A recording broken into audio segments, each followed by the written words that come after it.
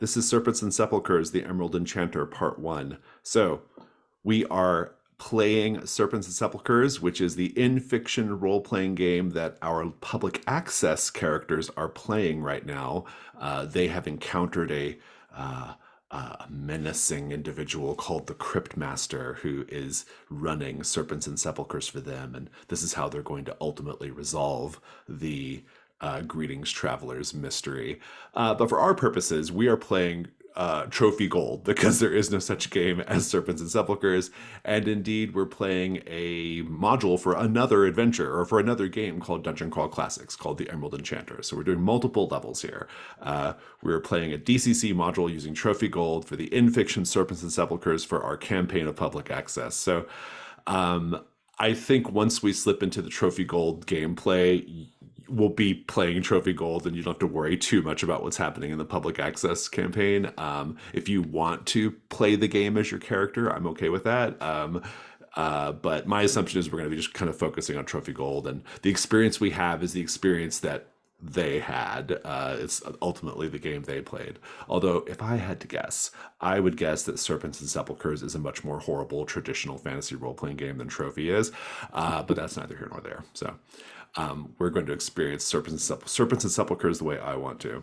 So with all that said, I think what I want to do is I just want to introduce this session as if I was introducing Trophy Gold. I know we have a couple of people on the call who've never played it, and so I'm going to do a CATS for Trophy Gold and for this module. So CATS is, of course, is an acronym that stands for Concept, Aim, Tone, and Subject Matter. The concept of Trophy Gold is a game about desperate treasure hunters going into the lost and forgotten places of the world in order to find treasure. That's your literal only thing you're really doing, is just trying to find treasure. They each have an individual drive that pushes them to do this, and through that drive is how we learn more about the character. That's kind of the lens through which we understand the character. But at a basic level, they're just trying to find treasure to fund that drive, that difficult to attain goal. Also, the finding of treasure is important from a mechanical standpoint because you have this score called burdens. And if you don't meet your burdens in the game's currency called gold, then your character would, if we were playing a full campaign of Trophy Gold, would have to retire permanently. For our purposes, something bad happens to your latchkey if you don't meet your burdens score in gold, but I'm not saying what it is yet. So that's one thing. Another thing is if your treasure hunter dies in the adventure, something bad happens to your latchkey as well. So you do have to keep these characters alive for purposes of your latchkey and their well-being, because whatever happens in the game happens in real life, as the Crypt Master warned you. But Trophy Gold, desperate treasure hunters trying to find treasure. They're always like bouncing between like poverty and just absolute like collapse, and that's the world they live in, right?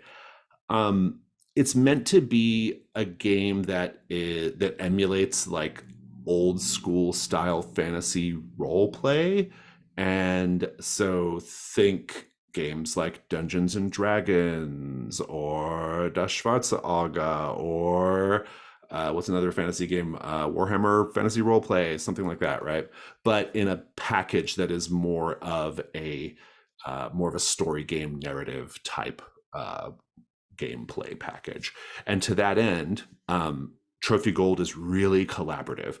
I do take on the role of the GM, and I do have a lot of the traditional kind of GM functions, but there are many, many times when the characters, or the players rather, are invited to contribute details to the story and change the story. So just keep that in mind. It's a very collaborative story game.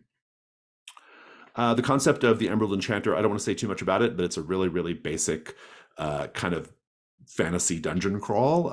It's a little camp. I'm going to do my best to like make the camp not feel too burdensome, but it's a very, very silly camp adventure. I always try to add some horror elements, and so we'll be kind of doing some weird tonal things, I think. But it's a fun little adventure, and I think it's the kind of thing that you would find, like, the kids on Stranger Things would be playing this, right? It's that kind of adventure. The aim of the characters in the story is to find treasure. That is what your character should always be doing. The aim of us as players, however, is to tell a good story.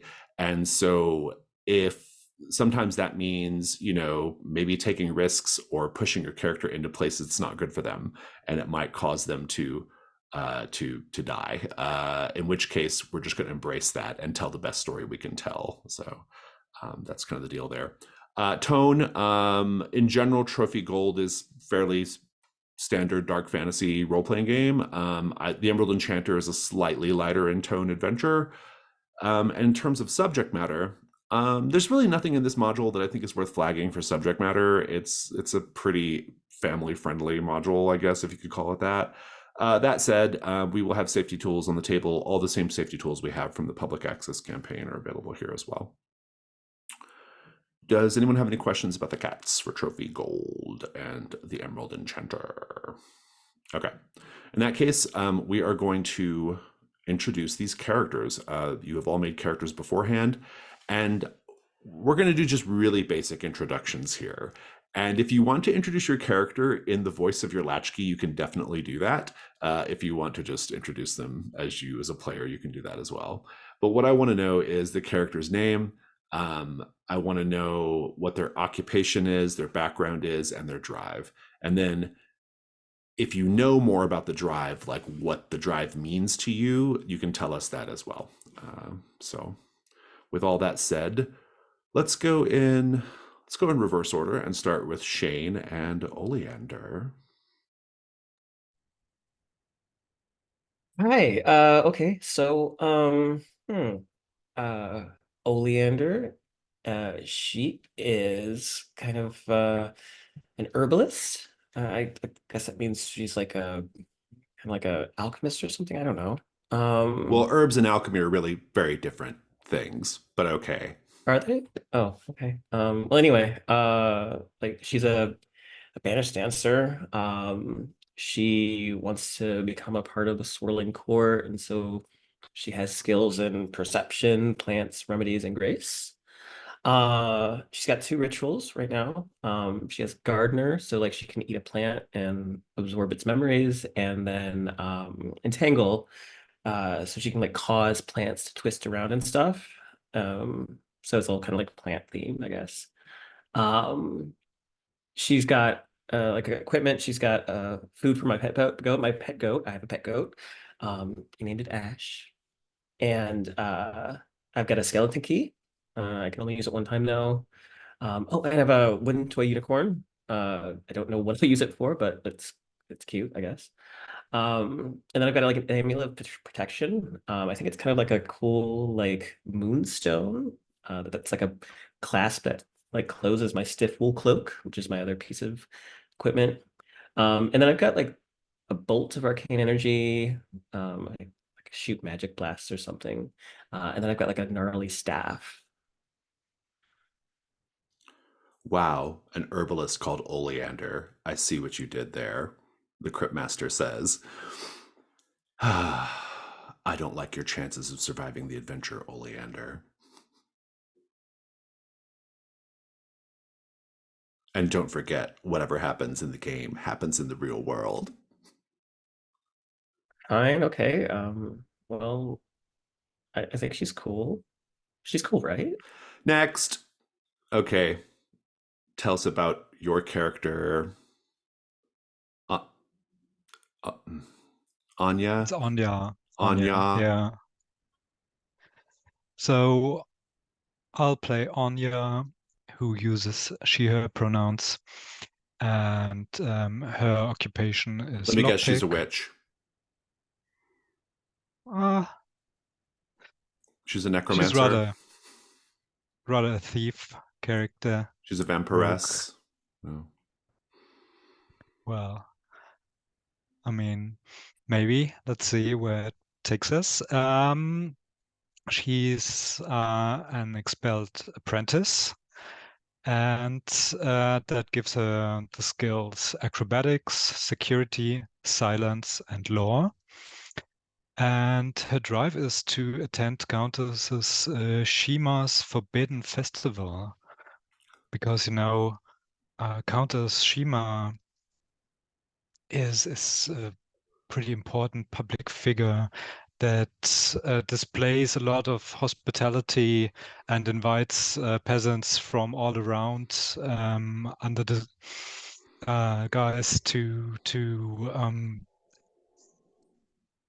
have them have great dinner, but in fact she does so to torture them, and Anya wants to attend this forbidden festival and kill her. Well, actually, according to the Serpents and Sepulchers lore book, Volume 5, Countess Shima is actually a Fae noble. But okay, we'll go with your idea instead. Okay, who's next? Zachary, you were playing Orest? That's right. Orest is a former errant knight turned sorcerer. He has skills in alchemy, rituals, symbols, and dueling. His rituals are door, which allows him to draw a door on a solid barrier to create a portal. Ghoul, which allows him to animate a dead body, and scry, which allows him to observe a location in spirit form. He wears an amulet protection, a ringmail shirt, and a sturdy helmet, and carries a masterwork longsword. His backpack equipment is 30 glass marbles, a pot of tar, and a scroll tube with a mystery scroll. He is extremely cool and extremely dangerous. And extremely incoherent. Did you pick elements out of a bag at random to make this character? What do you mean? Never mind. Finally, let's talk about your character. So all the characters have O names. That's what we're doing. Oh, what a coincidence.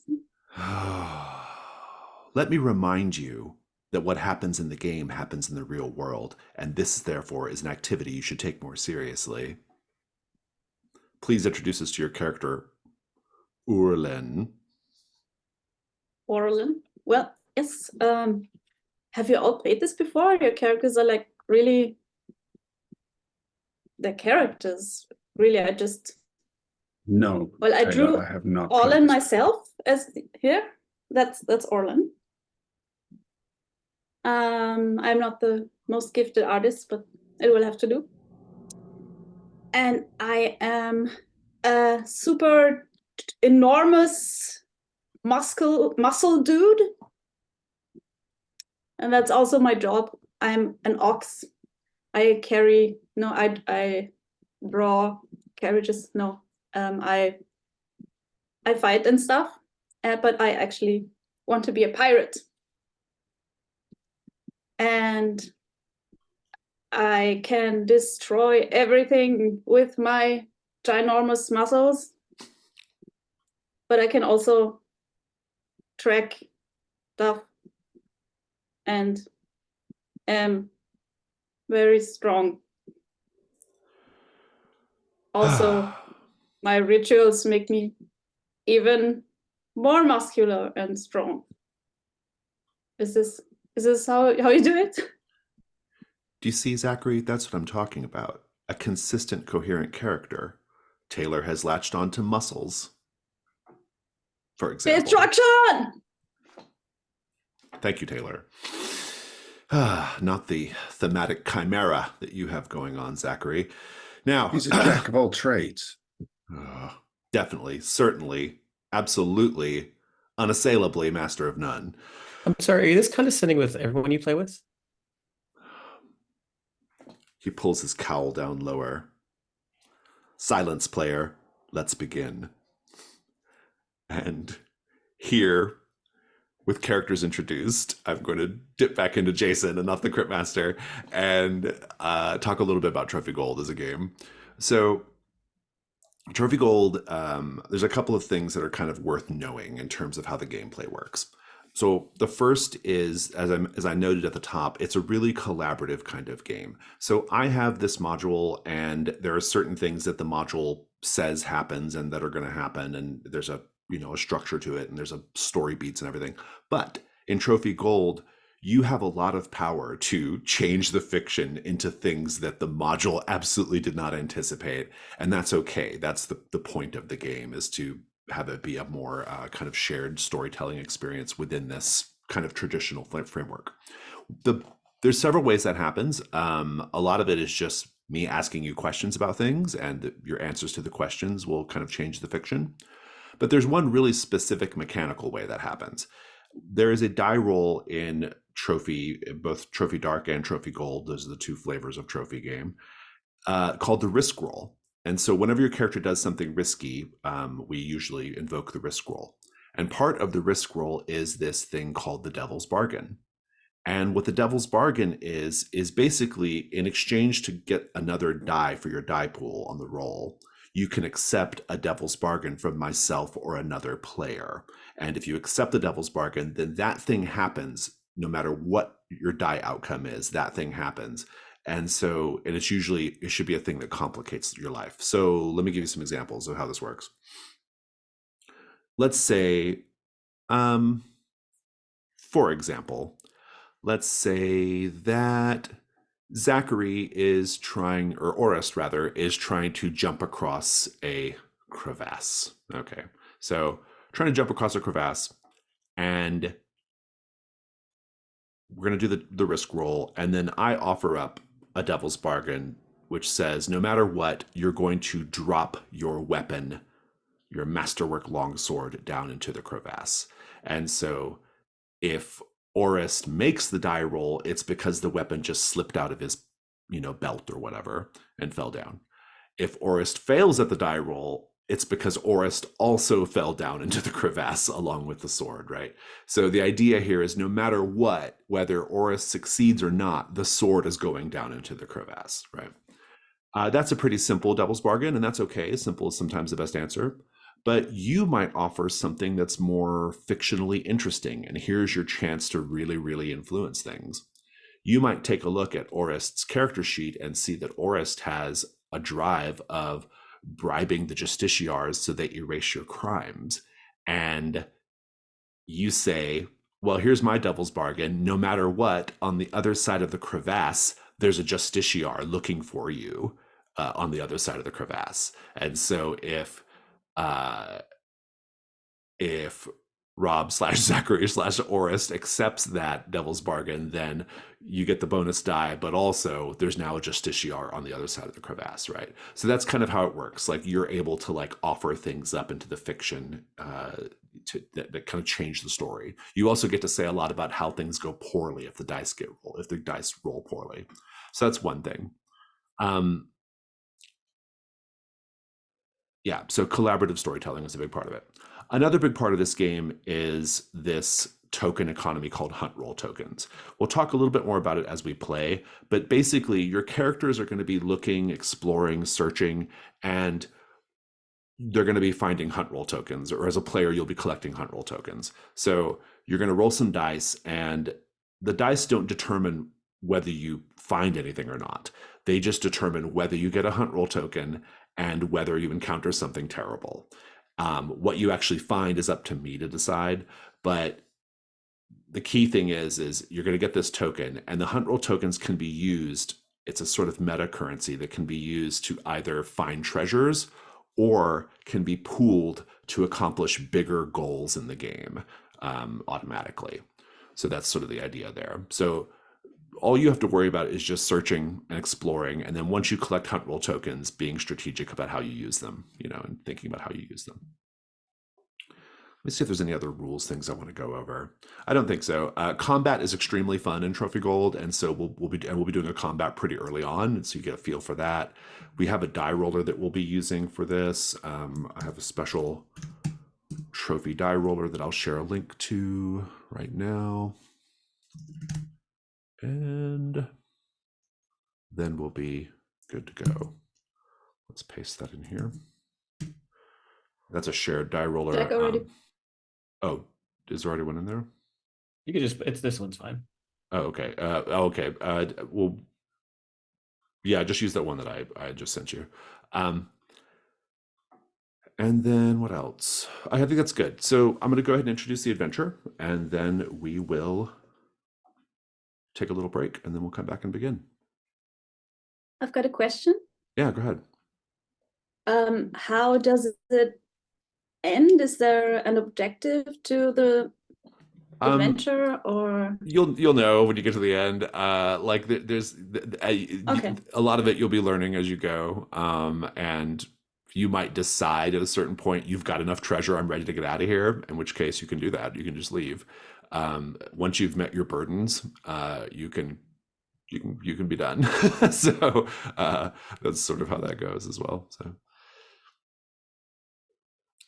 the Emerald Enchanter, the Crypt Master, pulls his cowl even lower down over his face. All you can see now is just the top of his lip and his chin. And he puts a battery-operated candle underneath to give him some uplighting.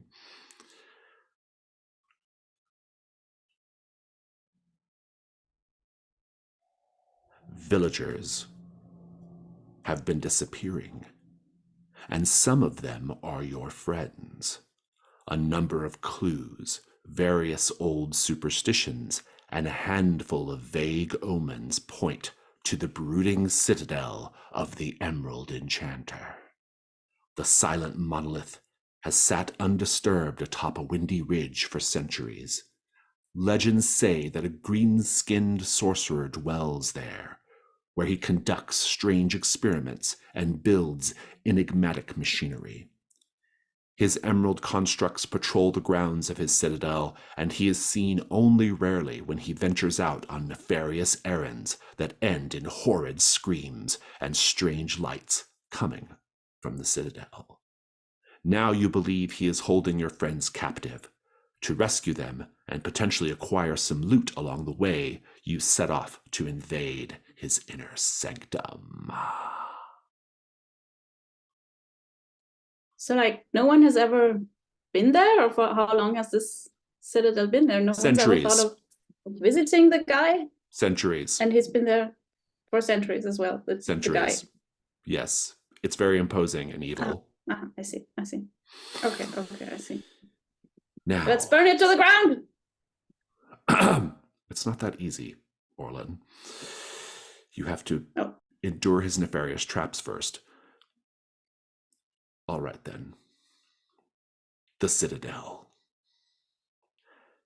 The Citadel sits atop a barren cliff, jutting from the black rock like some wart on the landscape.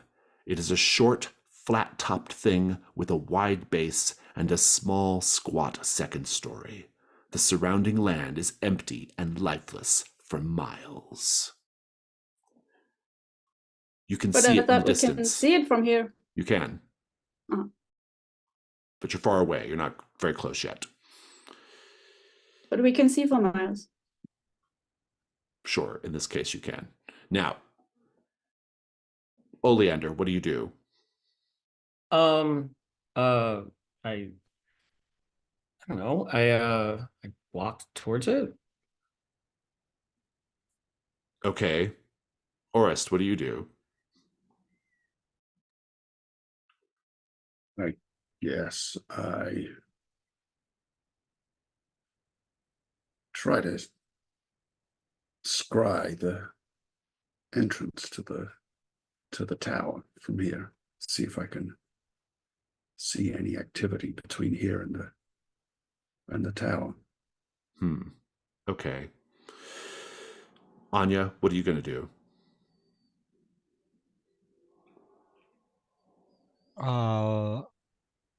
Scout the area. Very wise. Orlin, what do you do before you have a chance to smash it down with your muscles? I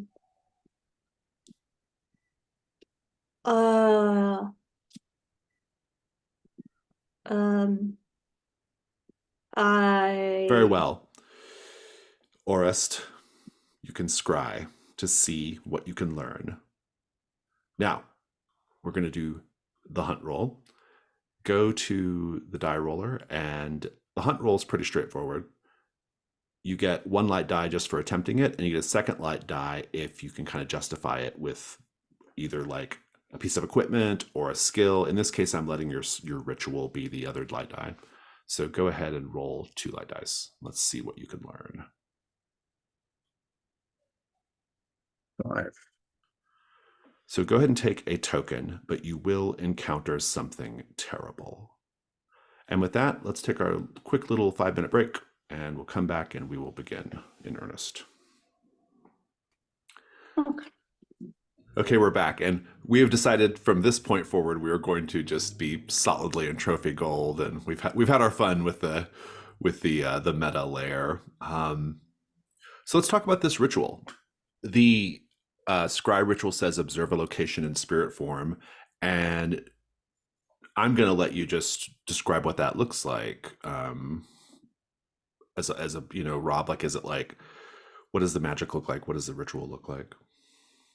I think we see Orist squat down with his legs crossed, in a kind of Buddha-like pose, a classic meditation pose, and then his eyes roll back in his head, so we just see the lights, and his spirit is kind of soaring across the plane between here and the tower, looking with a kind of bird's eye view down across the intervening land, looking for anything that we might not be able to see from our vantage point. I think the most important thing that you'll notice, there seems to be only one entrance into the structure, what appears to be a pair of very large silvery doors, and on either side of those doors is like an emerald statue of a warrior standing like they're kind of at guard. Now, per your die roll, you have to encounter something terrible. And the terrible thing you're going to encounter is, because you're in this spirit form, you're more sensitive to the spirit realm. And you detect that the statue on the right has a spirit. That it has, it has some kind of spirit. The statue on the left does not. Meanwhile, Oleander, you have started, and it sounds like Anya as well, have started to sort of move forward. Anya is going to scout the place. I like that. I think that's a really good idea. You can go ahead and make a 2-die hunt roll, Anya. 1 die just because, and a 2nd die because you have the security skill, I think. And we'll see what you get.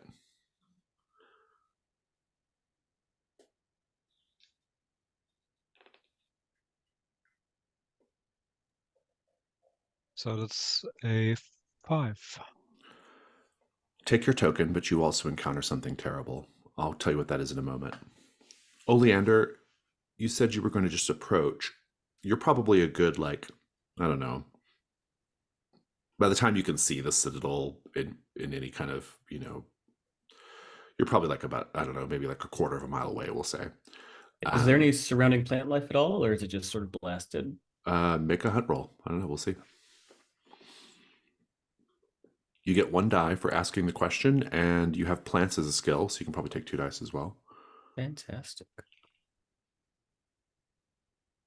It is a 3. The 3. You do not get a hunt roll token, and you encounter something terrible. We'll talk about that in a moment. So Orlin, Orest is in this weird fugue state, I imagine, and Anya and Oleander are searching the area. What are you doing? I am not extremely careful, but I'm approaching the estate as well. I think the other 2 went ahead of you a little bit, and Orlin, you will see some danger that they are not aware of because it's coming up behind them. And what you see what appears to be like patches of green grass or like green shrubbery actually glitters in the sun and starts to shift and move around and coalesce. You can see, in fact,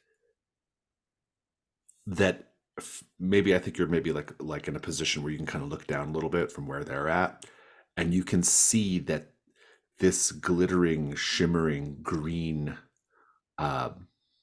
stuff underneath their feet is actually changing to take the form of what appears to be a large net under their feet, a magical net that is going to scoop them up. What do you do, Orlin? I shout at them to be careful, like, it's a trap! And start running towards them, swinging my sword wildly. I think at this point, Anya and Oleander, you will hear the it's a trap, but by the time you hear it, and especially because of your die rolls, the net is like wrapping around you. It's like a net of like glittering green energy wrapping around you tight. What do you both do? I think I'd like to try and use my bolt of arcane energy to blast a hole through it so that it destroys the integrity of it. I like it. So this is going to be a risk roll, and I think I'm going to ask Rob as a player what could go wrong here.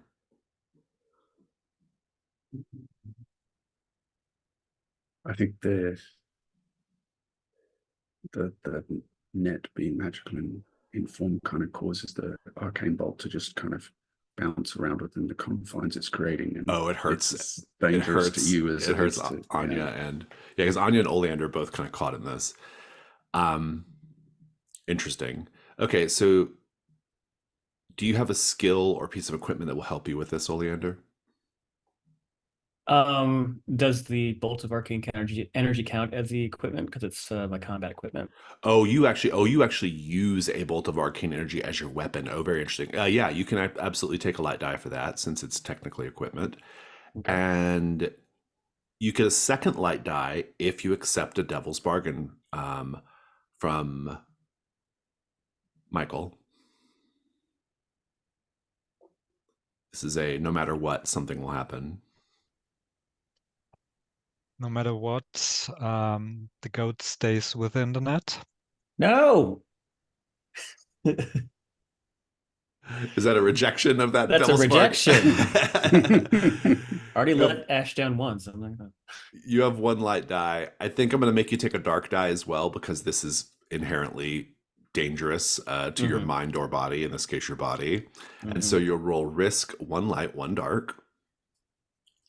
It's 4 on both of them. 4 on both. 4 dark is high, and because the dark is high, you have to stop there. Also, because 4 is higher than your current ruin, your ruin goes up as well to 4. But you succeed. Go ahead and describe what it looks like when you cut this thing away. So as Anya and I hear Orlin shouting from behind us, it's obviously too late, and we see the tendrils of green energy sort of wrapping around us, forming this net. And even though it's broad daylight out, there's a sort of twinkle in, I imagine Oleander has like a little circlet that kind of like glistens with the this sort of moonlight energy, and she pulls it from her circlet and just sort of opens her palm in front of her body, and this blasts this line of moonlight energy just sort of rips a hole through it. But I think where the ruin comes from is that she blasts the hole through it, and both of them and Ash, the goat, are allowed to escape. But I think that we see that her hand is sort of like smoking almost, and there's like this sort of like moon burn on her hand, almost as if the energy was too hot. Moonburn, you said? Yes. Take a condition called moonburn, please. And that will be your complication for getting a 4. Anya, that's all really interesting and good. Actually, Orlin, you'll be aware of this as well. This whole scene is being observed by an emerald skull. There's an emerald skull the size of a normal human skull. It has emerald bat wings, and it's flying, circling over the scene, clearly like watching what's going on. Once Oleander tears through this energy net, the emerald skull turns to fly to the citadel, presumably to report back on what it's observed, thereby ensuring that you will not have the element of surprise here. What do you both do? Either or both of you?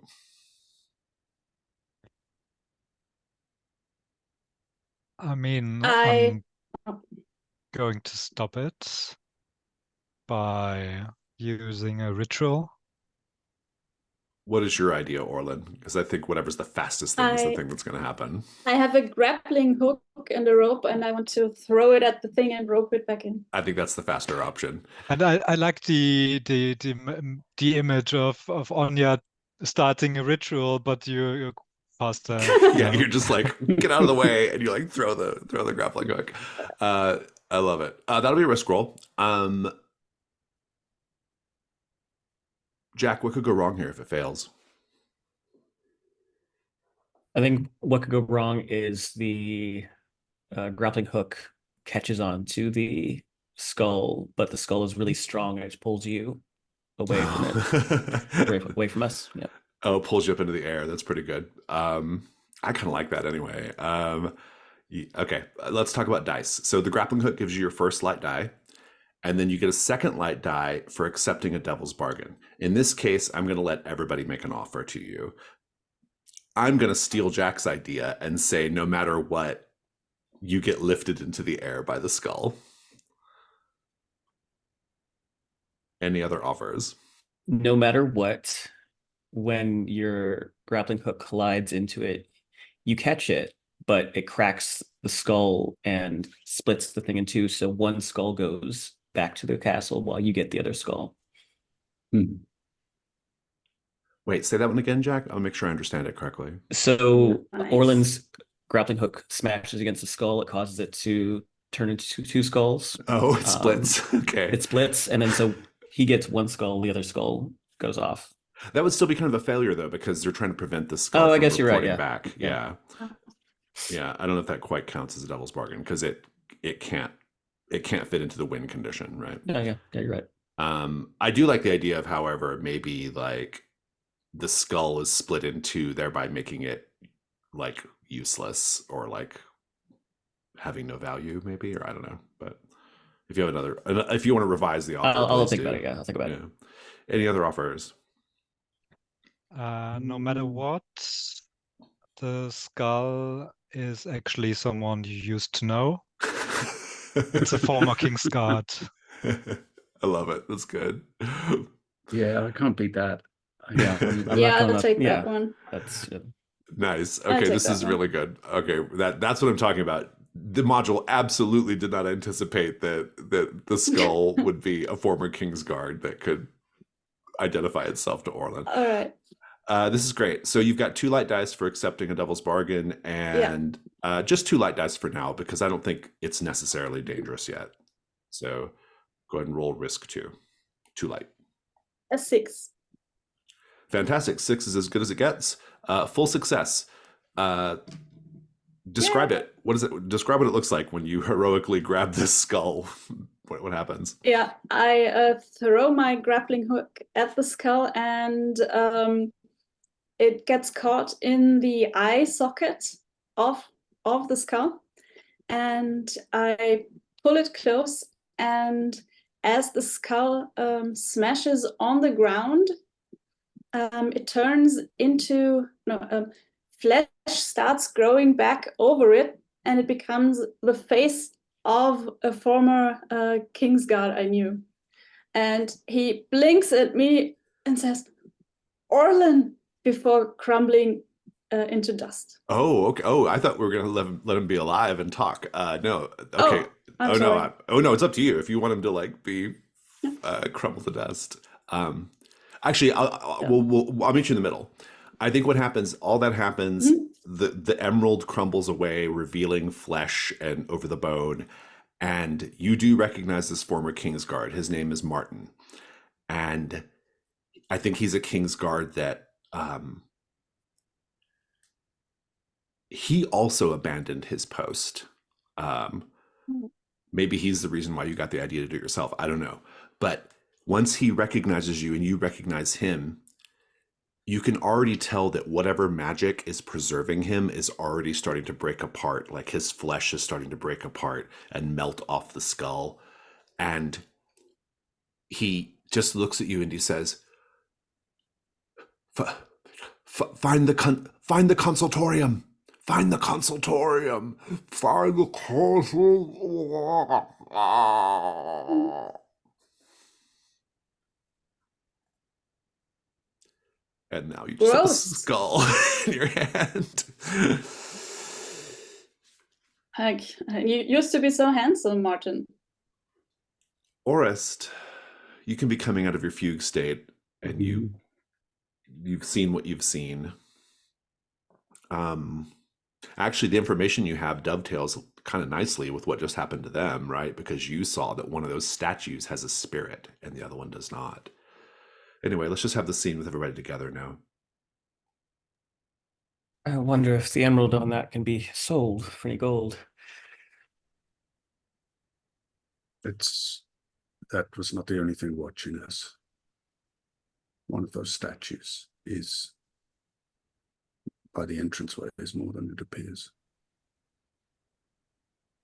You mean it's a monster, a spirit? What? It has a spirit.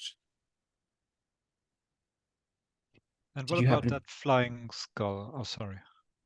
No, go on, Anya. It seemed like it knew you, Orlan. Yeah. That was a friend of mine. I don't know what he was doing here and what happened to his body and where he was green, but I definitely knew him. Nice guy. We used to play dice together. He really knew how to get ahead in the Kingsguard.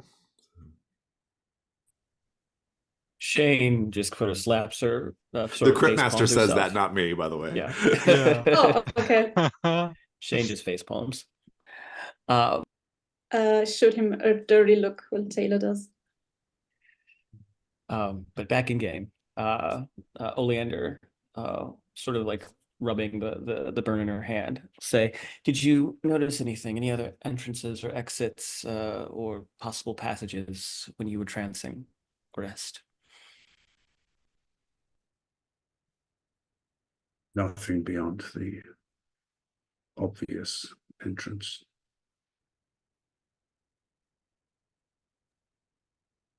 Then we should determine if we are going through the obvious entrance or if we want to craft something more, well, Anya, this seems to be your area of expertise, infiltration. I also may be able to make our own entrance. I like the sound of that. I am under the impression that it's going to be hard to climb the tower, so if Orest has a way to get in it without using the main doors, we should give it a try. I do indeed. Follow me. What is your plan, Orest? Orest will lead them on a wide path around away from this statue and around to the opposite side of the tower. And then I would like to use my door ritual to draw a door and a solid barrier to create a portal through it. Oh, so you're going to actually circle around the citadel and then go in from another direction? Exactly. Oh, very interesting indeed. Interesting. I think the main challenge here for the group to start is going to be safely circling to the other side of the citadel. Who among you has the skills most suited to navigating safely to the other side of the citadel?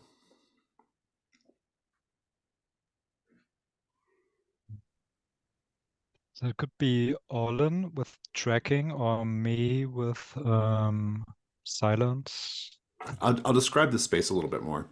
There's really only one approach up to the citadel because the citadel sits on a ridge. And so you're kind of like having to like approach and you go straight up to the front door. However, if you can get close enough, you can break away and circumnavigate around a fairly narrow strip of ridge all around the citadel.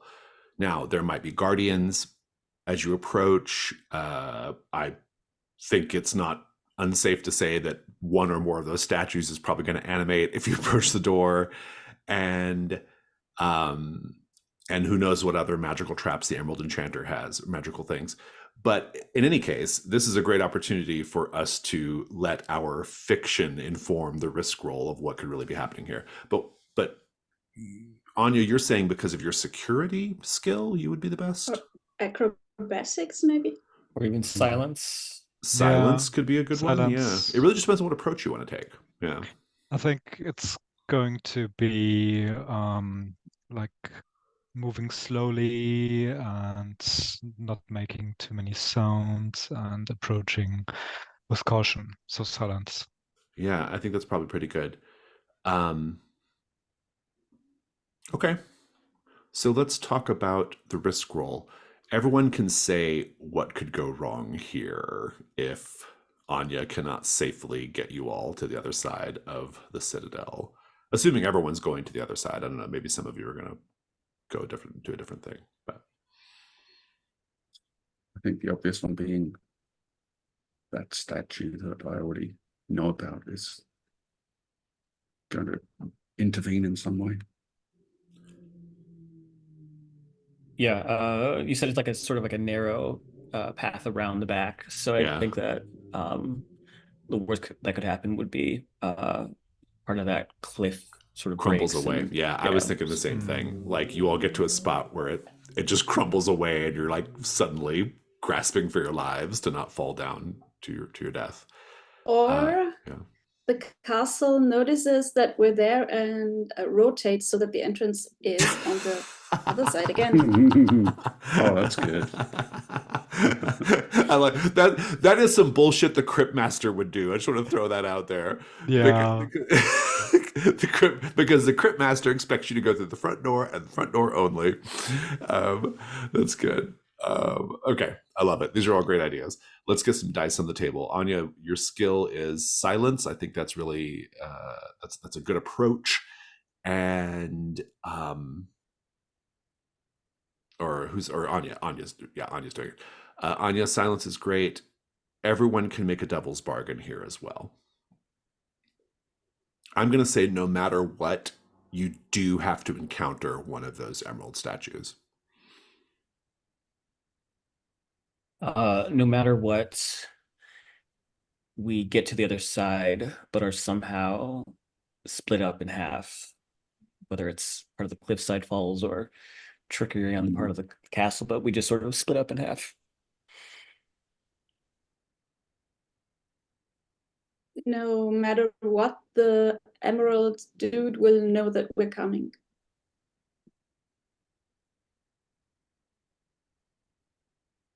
No matter what, the statue is going to follow us. Hmm. I think I like splitting the party. Yeah, I think splitting the party is pretty good. I think basically the way the party is going to get split is two of you manage to get past, like you manage to go forward a little bit. Mm. The other two, the ledge crumbles and enough to where you can't follow and you have to go through the front. And so that I think is what we're going to be doing. That's how it's going to play out. If depending on how the dice go, you've got 2 light dice. Let's see what you do with the risk 2 light. Okay, Snake Eyes. Snake eyes, not great. Would you like to add a dark die and try again? Yes. Okay, so it's 2 light, 1 dark. So it's a 4 and a 3 dark.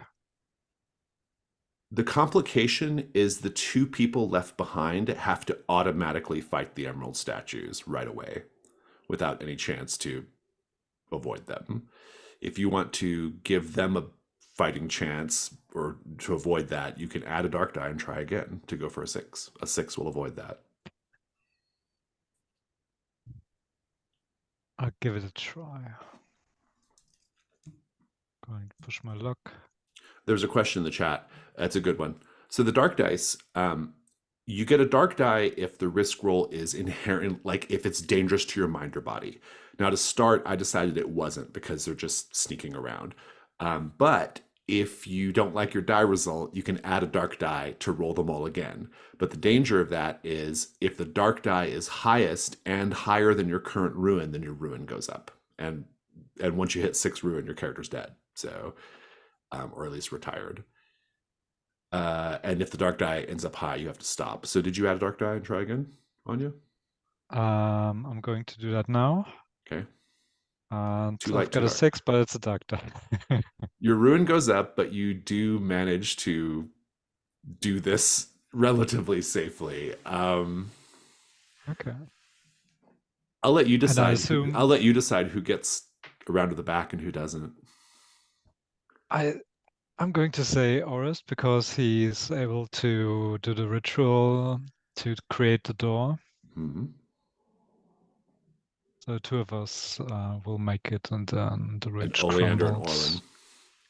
So Orlin and Oleander, before you have a chance to join the 2 of them, the cliff shelf just crumbles away, and it's far more rope than you brought, and it's just a big yawning chasm between you and them.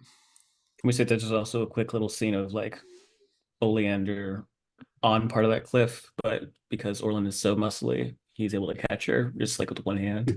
Yeah, like that. grab Oleander and pull her up. Yeah, that's good. I love it.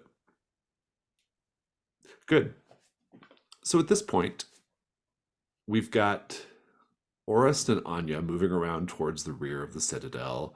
Orlin and Oleander back at square one.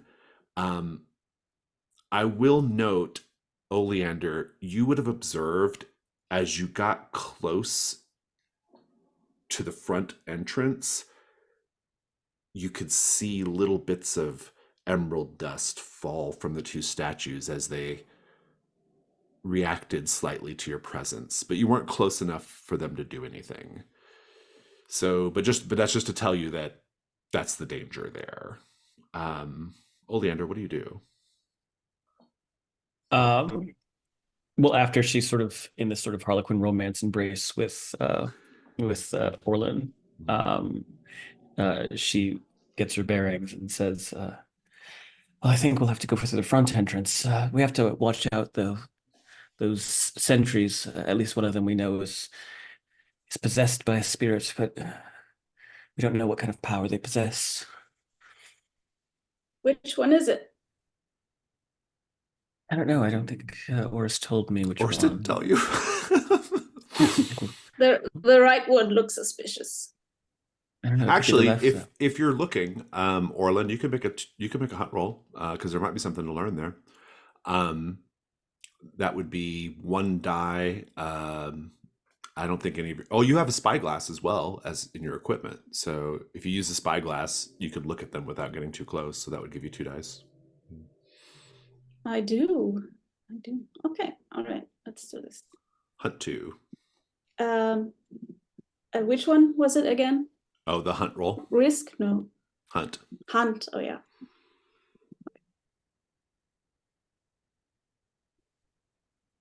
A 5. Nice. Go ahead I and get take a it. token, but encounter something terrible. Mark your token on your sheet, and the terrible thing you encounter is maybe not so terrible. It might be more helpful than terrible. But what you'll notice is the statue on the left is very crudely rendered as compared to the statue on the right. The statue on the right, you can see muscle definition. You can see like the details on its emerald armor. The statue on the left is almost like primitive looking, like it's just like vague shapes of a warrior. That's what you learn. I see. Told you that one looks suspicious. I think you're He right. looks way too good to be a statue. We should tread carefully either way. Let's check in on the others. Orest and Anya, what do you do once you realize the party is split?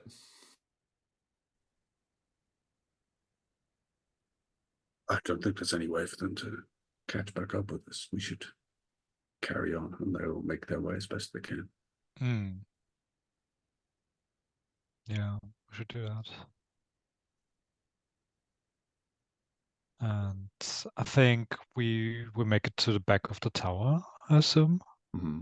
Yeah, and to be clear, it's just kind of like it's really not a tower as much as it's like a wide, flat, tall but more wide structure. Okay, fair enough. Yeah. The walls are still high, but it's just it's more fort-like than. Orest will reach into his bag and bring out a piece of chalk and draw a door on the wall. I love it. This is going to be a risk roll to use this ritual. I guess what you're trying to do is just walk into the chamber that connects to. Is that the idea? That's the idea. Is that what the ritual even does? What does it say? Door. It just says draw a door on a solid barrier to create a portal through it. Okay, I love it.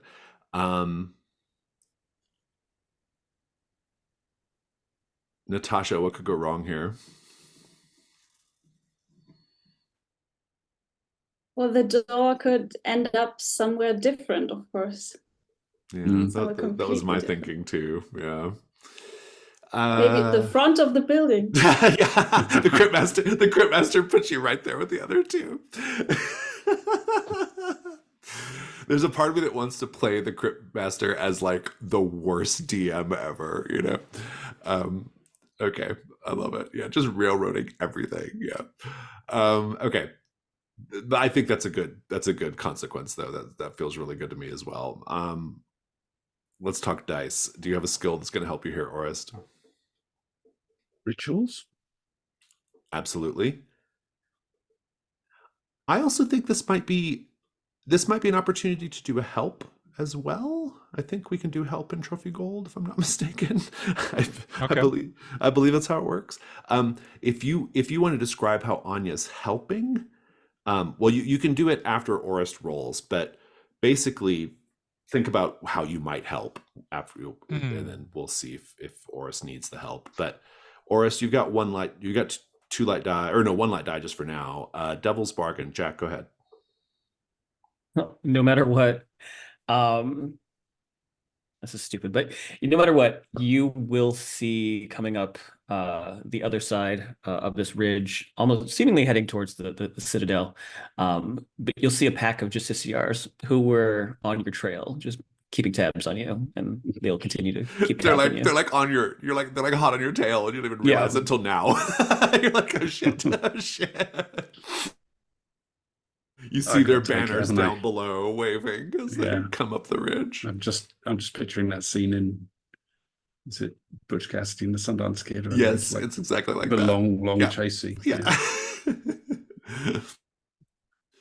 Do you accept this? Yes. Okay.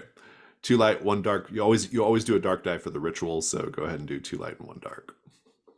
That's a 6 light. 6 light, good result. No help needed, Anya, as it turns out. But I want to know what the magic looks like. What's the actual process of creating the door? Yeah, I think Orest draws this chalk outline, but it's not just like a simple a line. It's actually a very artistically crafted picture of a door. And when he's finally done, it takes some time, but when he's finally done, he kind of turns to Anya with a very kind of smug look on his face, and then just gives it the gentlest of pushes, and the all of the chalk marks turn into kind of real seams and cracks and so on, and it just gently swings open as he pushes. Nice. Before you step inside, down below at the bottom of the ridge, they're still a little ways away, but not so far away that you can't hear the Justiciars singing their song, their anthem. I don't have any lyrics prepared, but the basic idea is the Justiciars sing about how they're going to deliver the king's justice, and every verse is all the horrible things they're going to do to the person who is going to have justice delivered to them. And the song is written so that you can just drop in any name in there, so that it works. And in this case, they have put in Orest the blank. What is your criminal title? What did you do? What suggests that what you did? What do they call you? Orest the what? Orest the faithless? Orest the murderer? Yeah, I was thinking of something along the lines of faithless or blasphemer. Oh, Orest the blasphemer. The blasphemous. Good. Mm. Orest the blasphemous works great in the song, as it turns out. Let's do our version of Paint the Scene here, everyone. Please describe one of the verses. What terrible thing is going to happen to Orest if they are able to deliver the king's justice to him? I think there's a description of how they will flay the flesh from every inch of his body, flay the skin from every inch of his body, and rub salt into the exposed flesh. They sing a verse about how they are going to lower you inch by inch into a large tank filled with piranha until the piranha hit one of your treacherous organs and kills you. But they won't stop. They'll keep lowering you in inch by inch even after you're dead.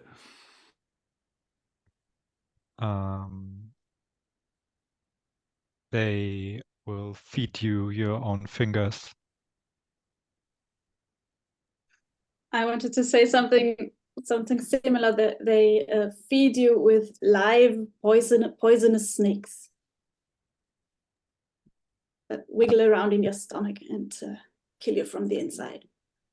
They will put hot pants on you, but their version of hot pants are basically like an iron diaper that they sit over an open fire.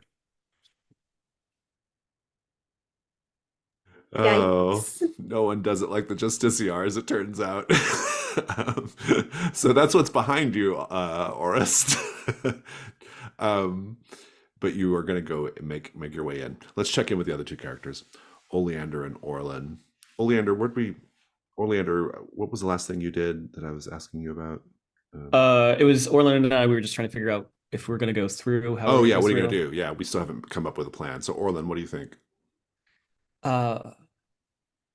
Orlan, do you have any idea, or do you want to just use brute strength to burst our way through? Yeah, let's smash the wall. Let's just do it. I Appro-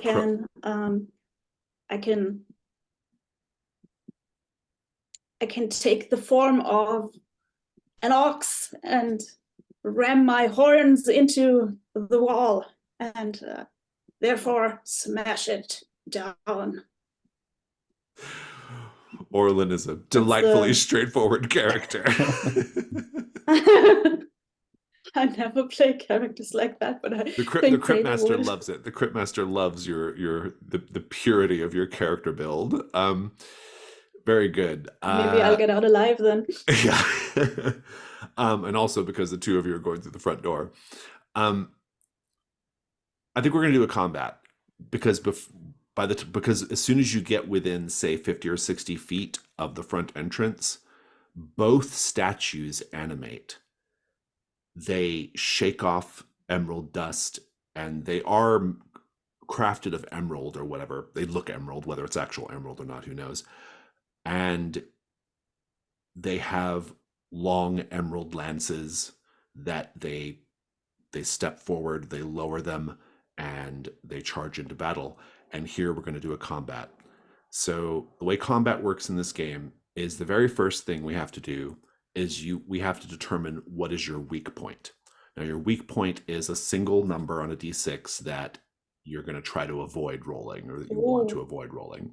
Now, in order to establish your weak point, you just have to say, in this combat, how is your character vulnerable?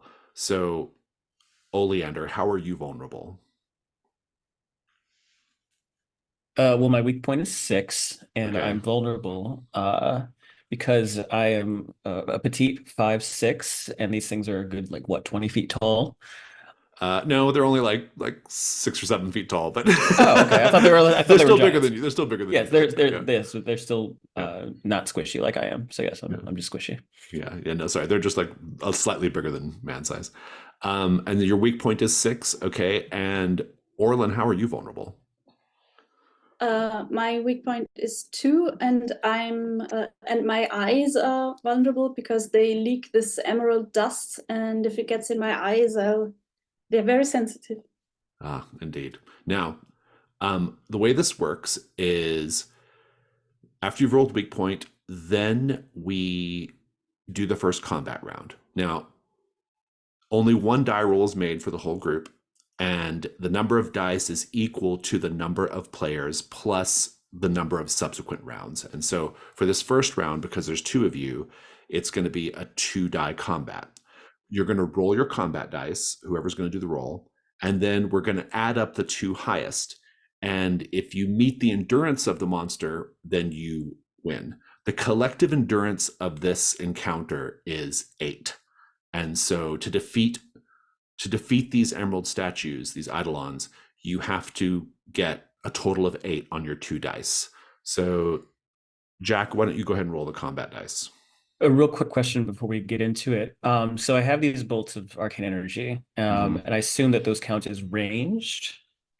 Oh, they can. Yeah, absolutely. Yeah, I think so. So then, just because I don't remember how the rules work with ranged and lowering endurance, but I shall look would it that be up. something I could do? I will absolutely look it up. Let's do that real quick because I don't remember. This is the part of the game that we changed like 20 times before we went to publication, and I never can remember what we settled on. But I will find them. Give me a moment. I'm gonna just pause the recording while I look this up. Okay, a couple of things. I've found the ranged combat rules, so we're good to go there. Also, Natasha didn't realize you're supposed to roll for a weak point, and she's done that, and the weak point is actually 5 for Orlin. So, ranged combat, you're going to make a quick risk roll, Oleander, to determine if you can lower the endurance of the encounter using your arcane bolts. You get 1 light die for the use of the arcane bolts, and then you get another light die for as many of your 3 ammo slots you're willing to risk. How many do you want to risk? I will just risk 1 right now. Okay, so roll 2 light. Let's see how you do. 5 light. 5 light. Let's see.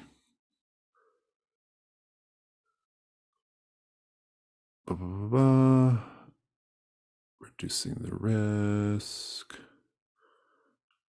We get the monster, make a risk roll as normal. If you get a... Okay, so... All right, so you reduce it by 1. So now it's an endurance 7. And what did you get on your 2 dice? For the risk or for the... For the risk roll. I got a 4 and a 5. Okay, so because you didn't get a 1, 2, or 3, your ammo slots are fine. Just give us a little bit of fiction of what your arcane bolts do to make the fight easier. Yeah, so it's similar to when she used the magic to open up the net. She pulls the light from her circlet, from the hand that isn't burned this time. And I think because they're, if I remember correctly, they're sort of like this gemstone emerald construction. She flings one bolt at the much more polished, much more refined looking Eidolon. And I think she's able to sort of use that magic and control it. So when the beam hits, it hits but also reflects and smacks the other Eidolon. So it doesn't do as much damage to the other one, but it at least like has them sort of swimming in this like these motes of silver moonlight magic. I love it. And now let's wade into the combat. Orlin, make a combat 2 roll. We're looking for 7 total.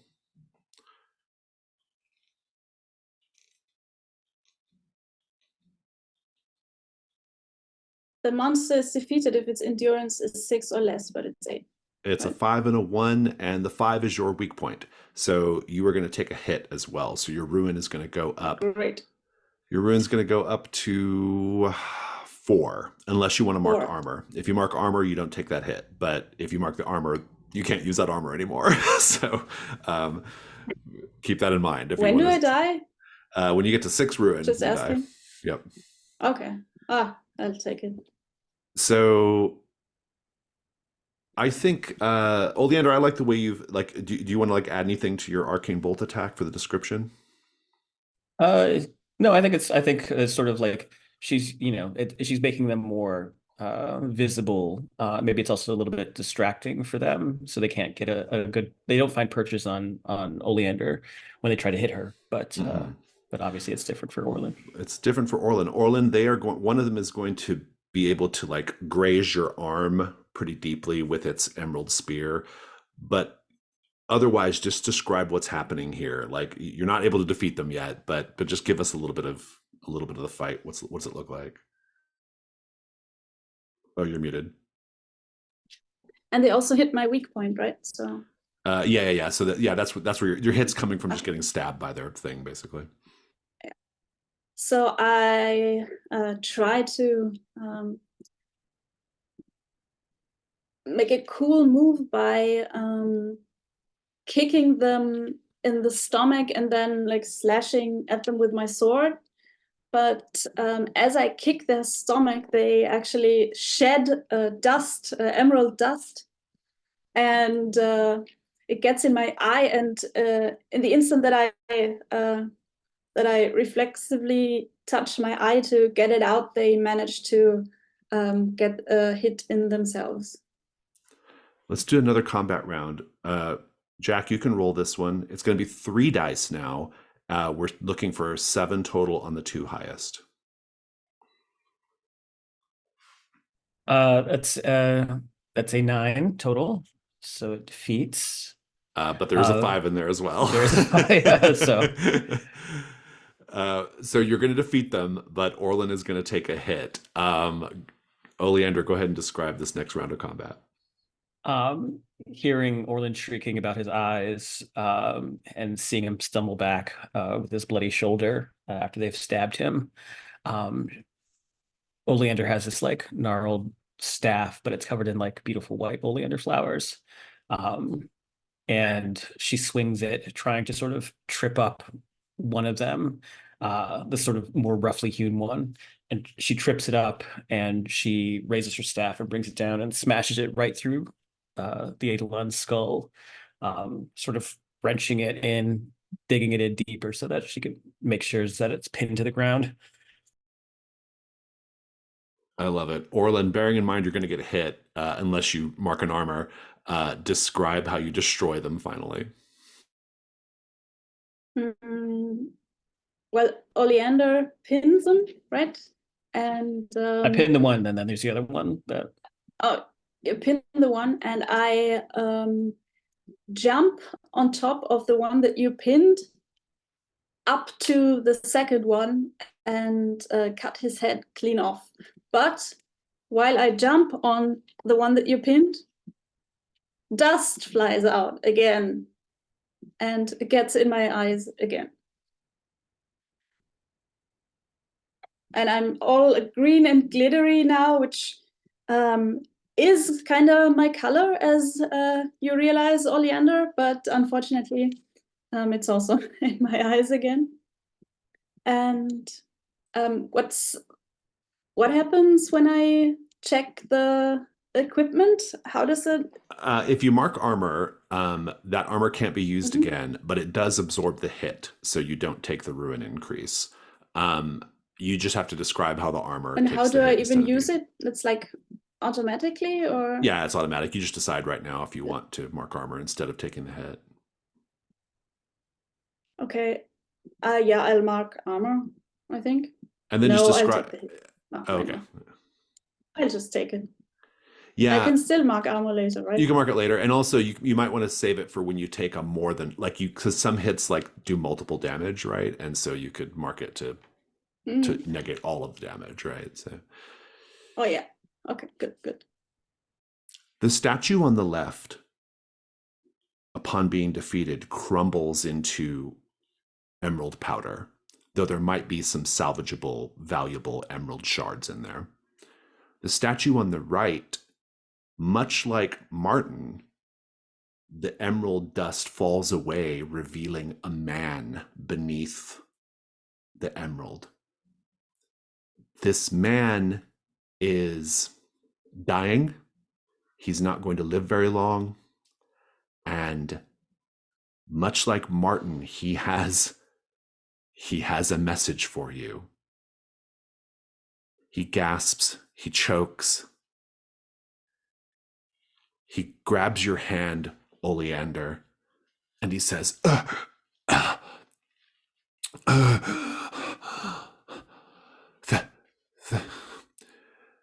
Thesdipides knows the word.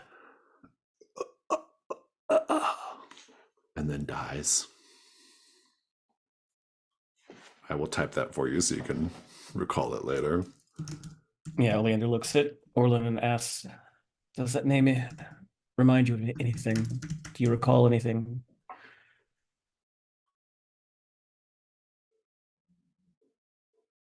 You won't. unless somebody has a lore skill. If somebody has a lore skill, you might know something, but otherwise, no.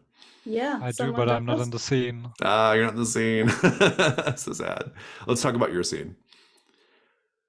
The two of you use this door to go into this other chamber, much to the Cryptmaster's chagrin, by the way.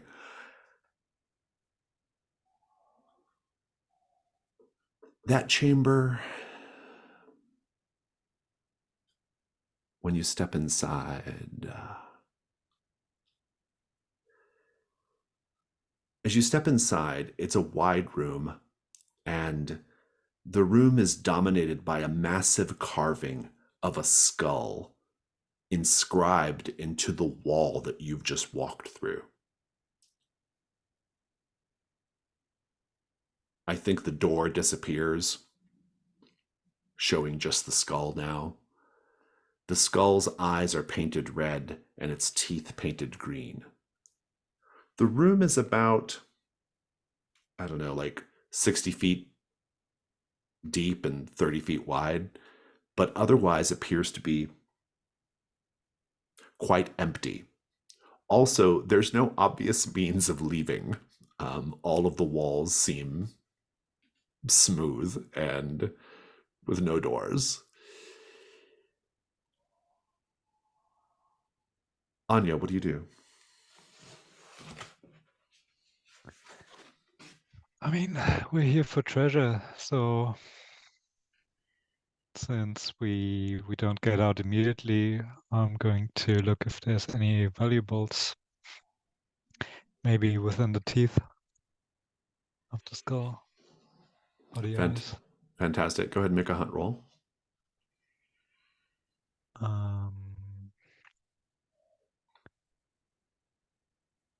How many dice should I use? One for asking and any And if other? you have a skill that you think will help you.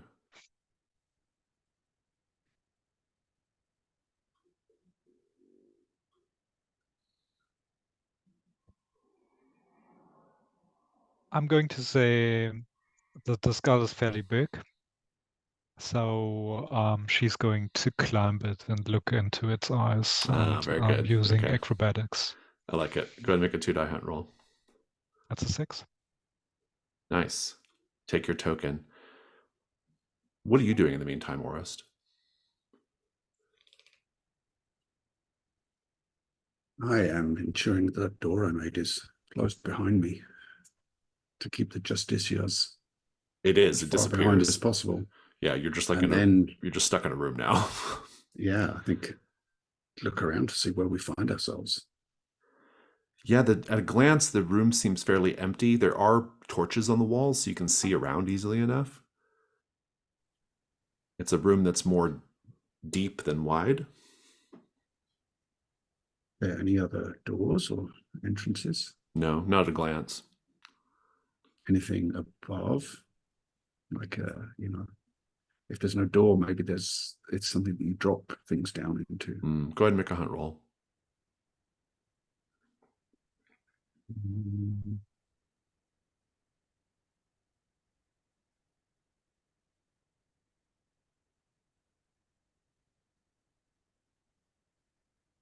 not sure I have any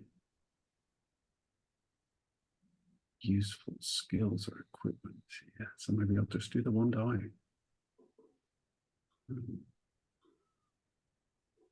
3. You encounter something terrible. Indeed, as you are roaming around the room, you feel your boot step onto a part of the floor that depresses slightly as you step onto it. You have triggered a trap. Indeed, you realize now that the ceiling is not even that high. And when you step on this trap, a bunch of bars drop down around you, confining you, trapped in this little space. Let's check in with Oleander and Orlin. Oleander, go ahead and make a gold 6 or gold 7 roll to see if you find any salvageable emerald shards.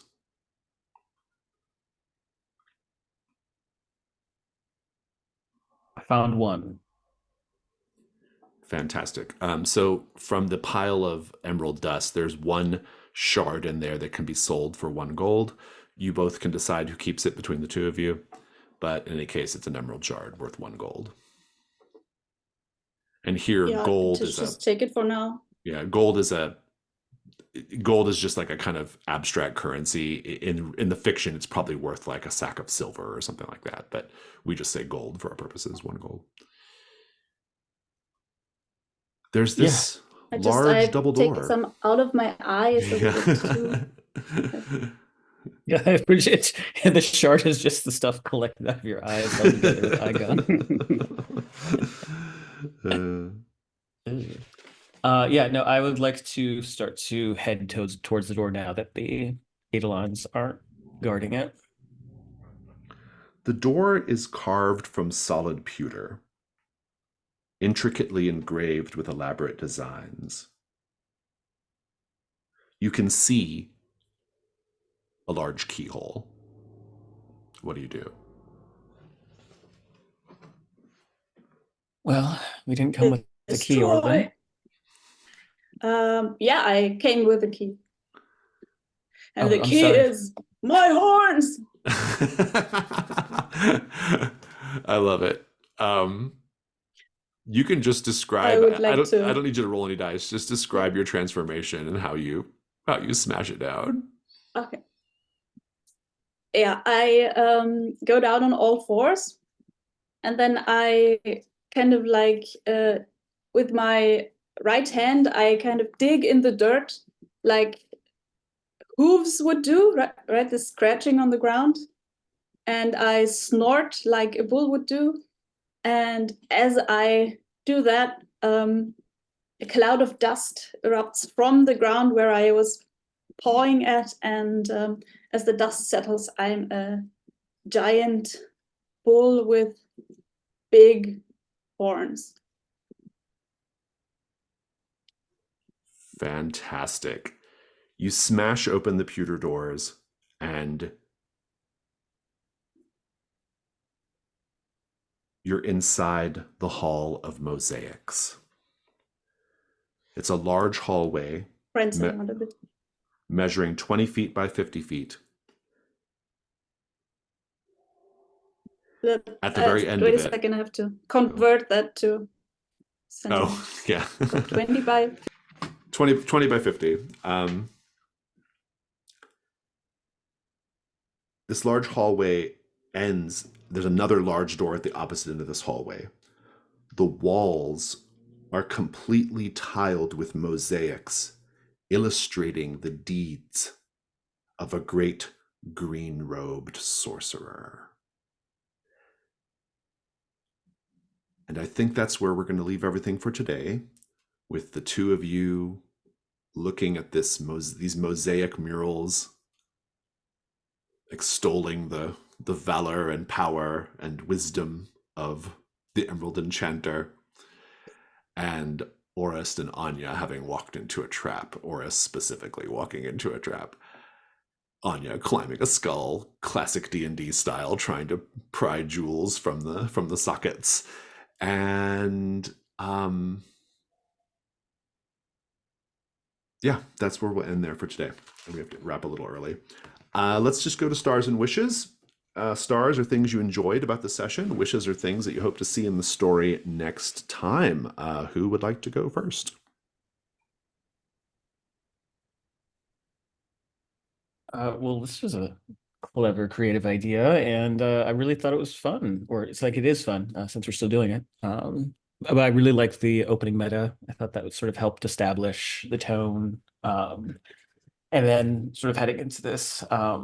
I've never played DCC, so I'm not familiar with this particular module, but it feels very like old school, very very traditional. But yeah, I thought for Natasha and Michael, especially since neither of you have played Gold, you kind of like it was good of you, a star for you both to just jumping in and taking it on. And I thought like between Orland's sort of big muscular He-Man destruction vibe and Anya's sort of femme fatale thing going on, I thought they're both really strong. Zachary and Oris, I feel like Zachary like secretly just loves doing this right now, and he's like living for being this like sorcerer guy. I like it. I feel like I feel like he might have been the person who was watching his brother play the game and thought like a deep seed of him was like, oh, this would be kind of cool to play, but but obviously he never got asked. maybe. His brother never asked him. But yeah, I think it's a really neat idea doing this. And so like if I run Greetings Travelers for a group, this is something that I think would be really fun to do. This sort of like meta thing.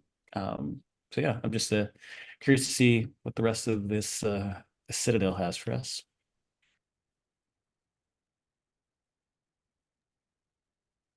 Okay. Yeah, this was a lot of fun. I really am enjoying the kind of classic old school adventure vibes of this, that it doesn't get any more stereotypical than like an evil sorcerer's tower that we're, or fort citadel or whatever that we're invading. And there was some, I think my big stars were like, there were some particularly good like consequences and devil's bargains that people were throwing around. I thought that was really fun. And just really leaning into the atmosphere of the adventure itself. Everything fit really nicely. So yeah, great stuff.